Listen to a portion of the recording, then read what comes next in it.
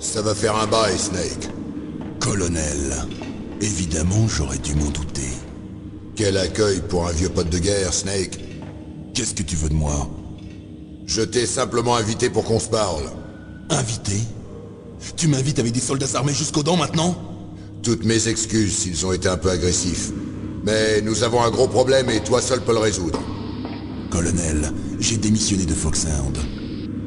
Tu n'es plus mon commandant, et je n'ai plus d'ordre à recevoir ni de toi, ni de personne. Tu obéiras à cela, j'en suis sûr. Excusez-moi. Et vous êtes?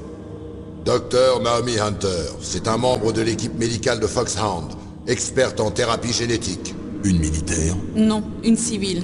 C'est la TGC qui m'envoie. Enchanté de vous rencontrer, Snake. Ne vous inquiétez pas, ce n'est pas douloureux. C'est pourquoi la piqûre? Quel est le problème? On n'aime pas les piqûres? Snake, écoute-moi. Tout a commencé il y a 5 heures. Des soldats équipés d'armes lourdes occupent Shadow Moses, une île perdue au large de l'Alaska. Quels soldats? Les forces spéciales de la 2e génération dirigées par des membres de Foxhound. Ils n'ont soumis à Washington qu'une seule requête, et lanceront un missile nucléaire si elle n'est pas accordée. Un missile nucléaire? J'en ai bien peur.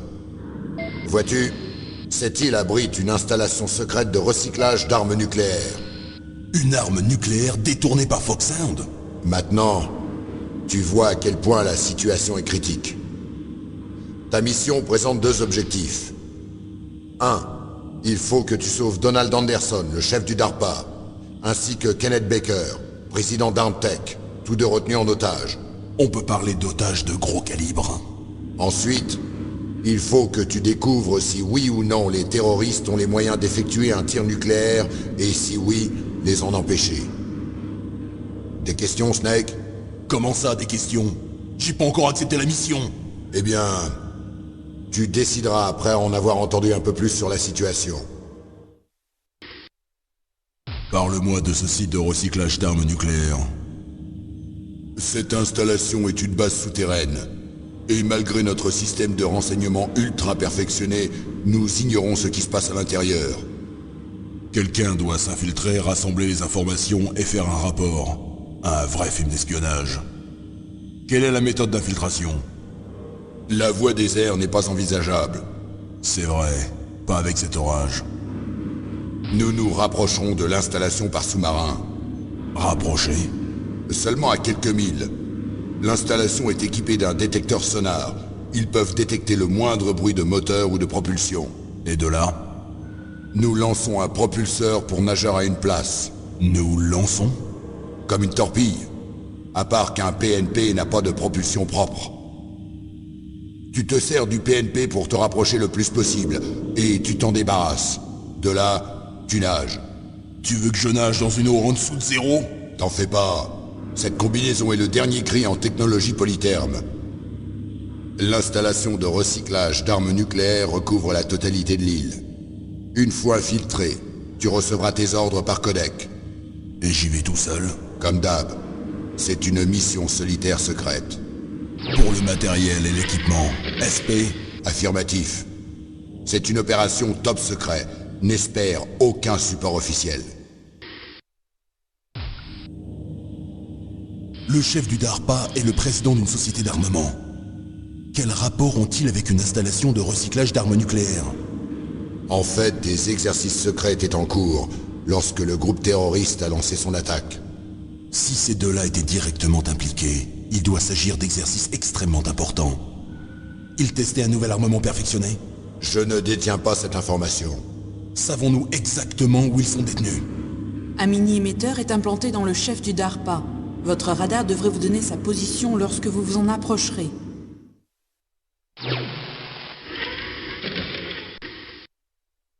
Ont-ils vraiment les moyens de lancer un missile nucléaire? Ils disent que oui. Ils nous ont même communiqué le numéro de série de leur tête nucléaire. Vous avez vérifié le numéro? Oui. Il est confirmé qu'ils ont en leur possession au moins une tête nucléaire authentique. N'y a-t-il pas une sorte de code de détonation afin d'éviter ce genre de terrorisme? Oui. Tous nos missiles et ogives sont équipés d'un code PAL, utilisant un code de détonation secret. PAL? Liaison de permission d'action. Une sécurité équipant tous les engins nucléaires. Malgré cela, on n'est pas tranquille. Pourquoi? Le chef du DARPA connaît le code de mise à feu. Mais même s'il dispose d'une tête nucléaire, elle a dû être séparée de son missile. Et tous les missiles sur ces bases de recyclage sont supposés être démantelés. Ce n'est pas si facile de trouver un ICBM. C'est vrai, mais depuis la fin de la guerre froide, avec de l'argent et de bons contacts, tu peux te procurer tout ce que tu veux.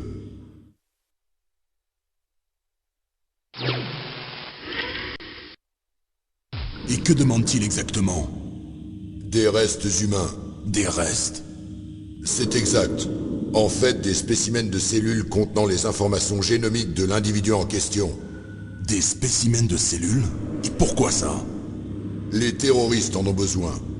Et vois-tu, on a renforcé le potentiel de ces forces spéciales de la 2e génération par thérapie génétique. Renforcé? Tu as entendu parler du projet de génome humain. Ils tentent de tracer le génome humain et ils l'ont pratiquement complété. Poussant la recherche encore plus loin, les militaires se sont concentrés sur l'identification des gènes qui caractérisent un soldat efficace. Il y a des gènes qui font ça? Oui, et on s'est servi de la thérapie génétique afin d'implanter ces gènes sur des soldats normaux. La thérapie génétique? Ça, c'est mon domaine. Par la thérapie génétique, on peut effectuer l'ablation de gènes responsables de maladies et de la même façon insérer des gènes aux effets bénéfiques, comme la résistance au cancer par exemple. Autrement dit, on peut ainsi vaincre toutes sortes de maladies d'origine génétique et ajouter des caractéristiques génétiques à la demande. Ok. Et donc, si vous connaissiez les gènes caractérisant le parfait soldat, vous pourriez les implanter par le même procédé, c'est ça? Ce serait possible.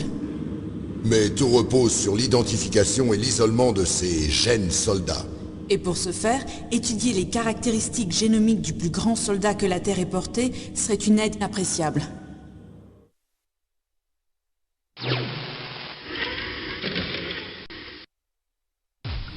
Un des plus grands soldats? L'homme décrit comme le plus grand combattant du XXe siècle.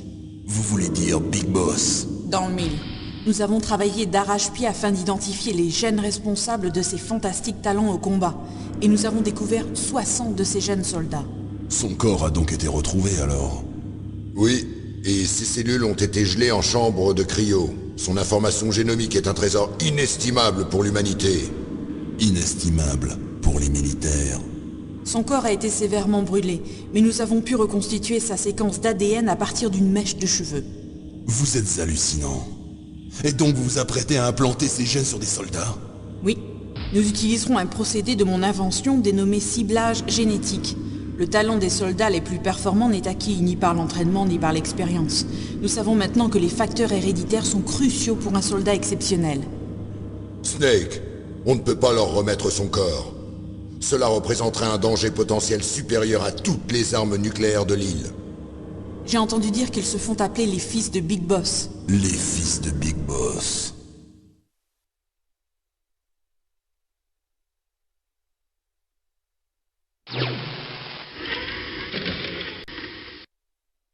On a combien de temps? 24 heures. Dans 24 heures, ils lanceront un missile nucléaire. Est-ce qu'on connaît la cible? Jusqu'à présent, ils ne l'ont pas mentionné. Et le compte à rebours a commencé? Il y a 5 heures.